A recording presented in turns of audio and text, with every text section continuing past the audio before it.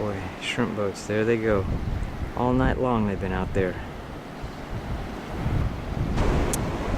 What kind of little guy is this? A dragonfly of some sort. Really interesting. You can hardly see its wings at all. But they're there.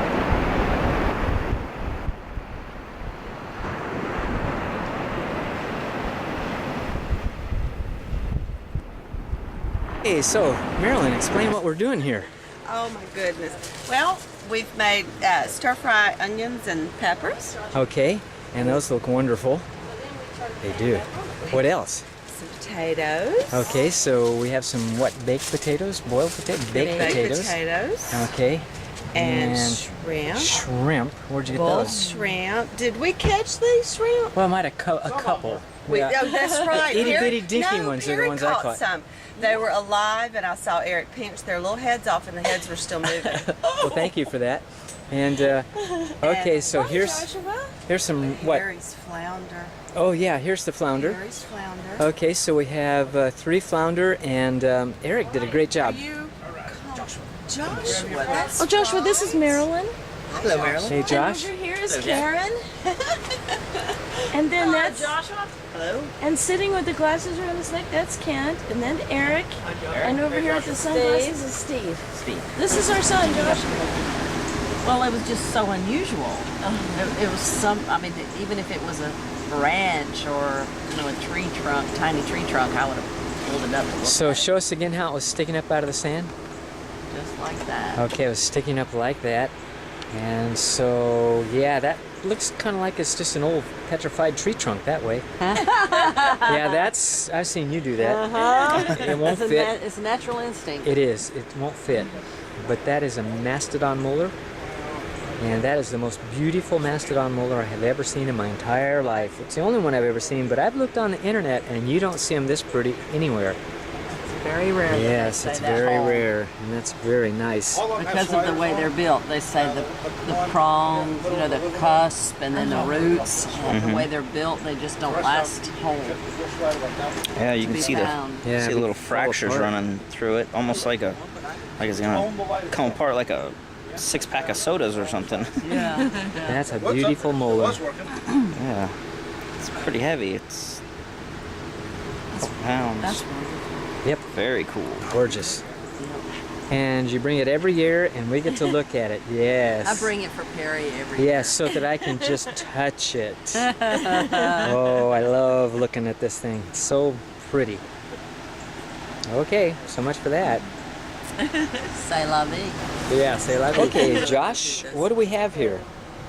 This is a pottery fragment.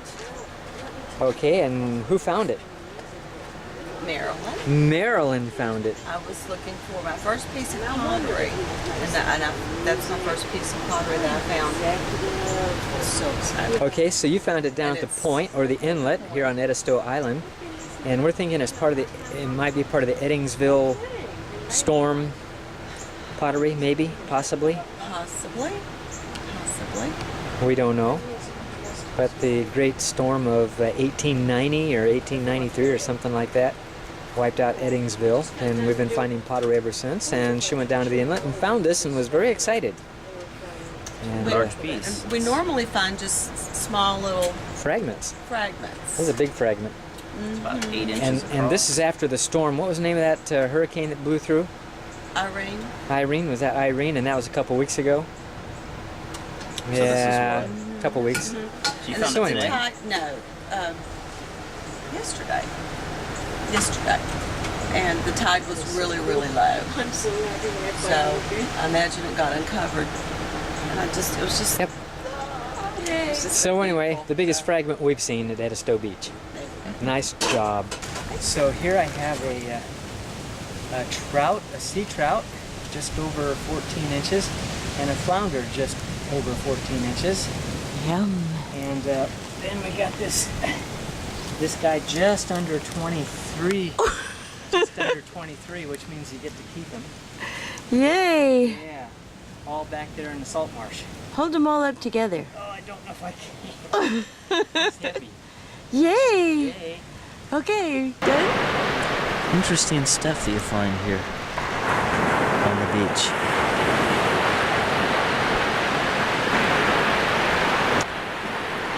I wonder what kind of animal this was and how long ago it lived. Obviously a vertebra of some sort.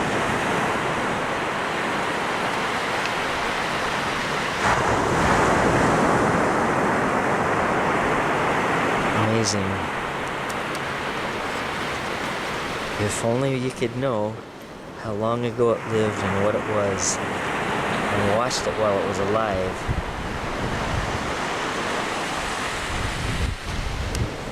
But I thought I'd run down here and see if I could find something. With all these shark's teeth around, but they're so well hidden in all these shells. Close. Sometimes you can find them. And there's one right there.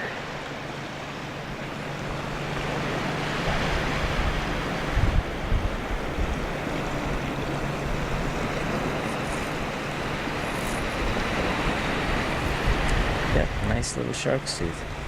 People come down here and look for shark's teeth all the time.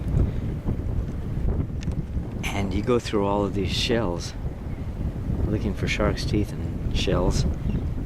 And just to give you an idea why it's so hard to find some of these shark's teeth. I mean,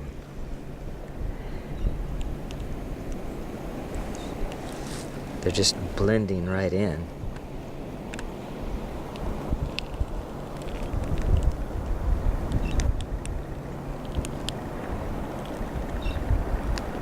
And there it is. He's in pretty close for shrimping. I wish I could hold this thing steady.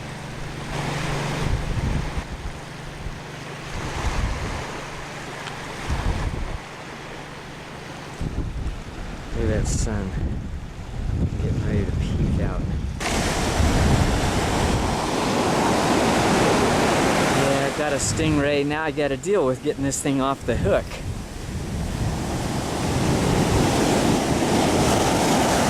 Okay, he's a nice looking little fella.